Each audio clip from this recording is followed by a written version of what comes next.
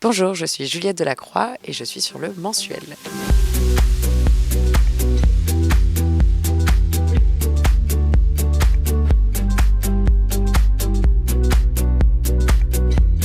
C'est vrai que c'est un rôle qui traverse presque ce qu'on peut traverser tout au long d'une vie, que ce soit l'amour, les prises de risques, les fulgurances, la maladie, jusqu'à la mort, qui est le dénouement. Et c'est vrai que l'intensité de ce rôle a été un cadeau immense et moi je m'éclate tous les soirs à l'idée d'aller dire les mots de Katia. Enfin, je m'en lasse pas alors que ça fait près de 160 fois que je la joue. Donc on pourrait éprouver un petit sentiment de lassitude, pas du tout. Après, c'est vrai que ça demande d'aller chercher des choses parfois très intenses, très viscérales. Il y a des soirs où ça atteint plus que d'autres, parce qu'on vient aussi avec notre bagage. Mais après, c'est notre métier aussi, c'est de mettre un masque et puis de pouvoir l'enlever et puis le remettre le lendemain et de garder cette distance. Heureusement que je fais la vraie différence entre ce que vit Katia et ce que je vis. Mais ça m'est arrivé à des périodes un peu plus fragiles. En 2 ans que j'interprète ce rôle, il y a des moments où c'est vrai, je me disais, mais de jouer tous les soirs, d'avoir un cancer généralisé, ouais, il y a eu des moments où ça me travaillait un peu parce qu'on finit par avoir cette musique tous les jours, tous les jours, tous les jours, tous les jours dans la tête, s'identifier. Et puis c'est vrai qu'il y a des jours où on est un peu plus fragile et on se dit, mais si à force de dire ces mots, ça m'arrivait.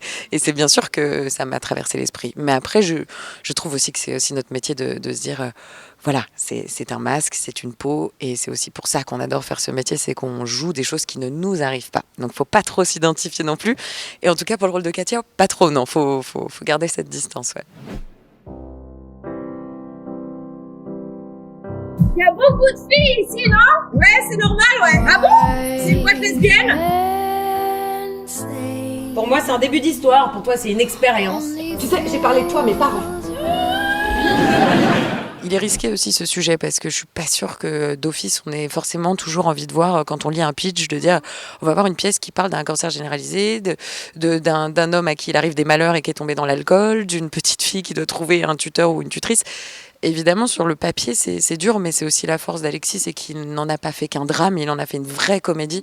Et la partition de William est très belle là-dessus, c'est qu'il apporte beaucoup de rire, beaucoup de légèreté, et à des moments où on se dit oh là là là là, on tombe dans quelque chose de très douloureux, il réussit par sa plume, et puis du coup par les comédiens qui sont sur scène, à rapporter du rire. Et c'est vrai que le retour qu'on a eu le plus en 2 ans, c'est on passe du rire aux larmes ou de larmes au rire et des larmes au rire. Et je pense que c'est ce qu'il a réussi de mieux sur cette pièce. Ça ne serait que de la tristesse, mais ce serait atroce. Et puis on perdrait tout le public. Et puis le public dirait non, mais on vient pas au théâtre pour ça.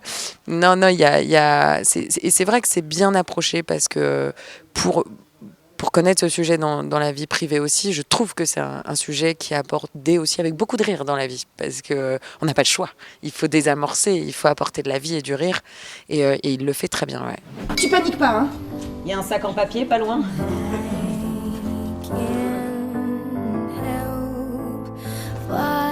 J'ai envie d'un enfant de toi. Alors, techniquement, ça va être compliqué. Ça te stresse? Ça me fout une angoisse pas croyable.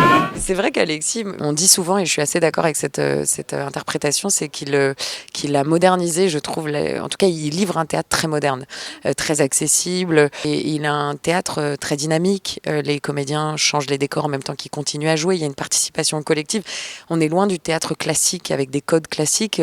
Il rend le théâtre, oui, très moderne, très accessible et presque cinématographique. Il y a une danse qui se fait sur le plateau et on a presque l'impression d'être devant un film.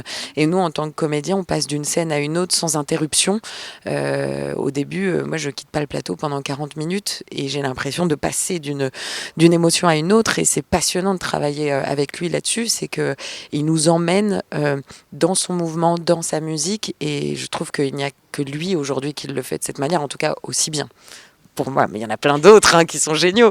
Mais c'est vrai que, bah oui, moi je trouve que c'est un des meilleurs de sa génération et c'est un honneur de défendre ses textes et d'avoir créé cette pièce avec lui. Ça a été un bonheur, ouais. J'ai besoin que tu t'occupes de Jeanne. De qui? Oui, pardon.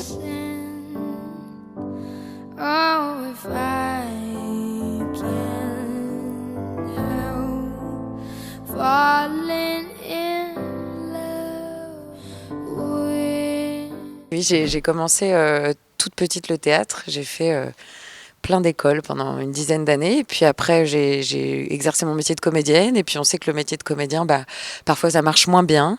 Donc j'avais d'autres passions. Donc j'ai fait de la cuisine. Puis j'ai présenté des émissions en effet sur TF1 essentiellement. Et puis France TV Sport. Donc j'ai fait aussi de la présentation, de l'animation. Et Alexis, je l'ai connu à cette période-là où je faisais beaucoup de cuisine. Et puis on parlait théâtre, évidemment. Il savait que je faisais ça. Mais c'est devenu mon ami autour de la cuisine, autour des voyages. Enfin, on avait des centres d'intérêt qui étaient tout autres. Et quand il a écrit Une histoire d'amour il y a 2 ans, par hasard, je me suis retrouvée à l'endroit où il l'avait écrit et j'ai lu cette pièce parce qu'il avait besoin de l'entendre, mais il pensait pas du tout à moi. Et on l'a lu dans sa maison dans le sud et je crois que ça s'est imposé en tout cas à nous comme une évidence. Et ça a été une rencontre assez incroyable autour de ce texte, oui. Deviendra pour moi qu'un lointain souvenir, quand mon mal et ma peur et mes peurs vont finir. Et pourtant, je n'aime que toi. Et pourtant, je n'aime que toi. Et pourtant, je n'aime que toi. Et pourtant. Je suis pas sûre qu'une histoire d'amour, enfin cette pièce ne traite que d'un thème et c'est en ça que je pense que beaucoup de gens s'y retrouvent un peu partout. On peut dans cette pièce, pendant 1h25, on peut se retrouver à des moments clés, à des moments différents je pense que cette pièce englobe tous ces sujets, que ce soit l'amour, la maladie, la trahison, la perte, la rencontre. Il y a tous ces moments clés et c'est en ça qu'elle est très belle. Elle est très universelle et en effet, elle ne traite pas que de l'homosexualité. En effet, il s'avère que c'est un couple de femmes et qui permet aussi de trouver cette problématique. Comment trouver quelqu'un pour un enfant dont les 2 mamans ne sont plus là. Donc c'est en ça que c'est important que là, ce couple homosexuel n'a pas de solution. Mais tu as raison, c'est pas un sujet en particulier, ce n'est pas une problématique, c'en est plusieurs.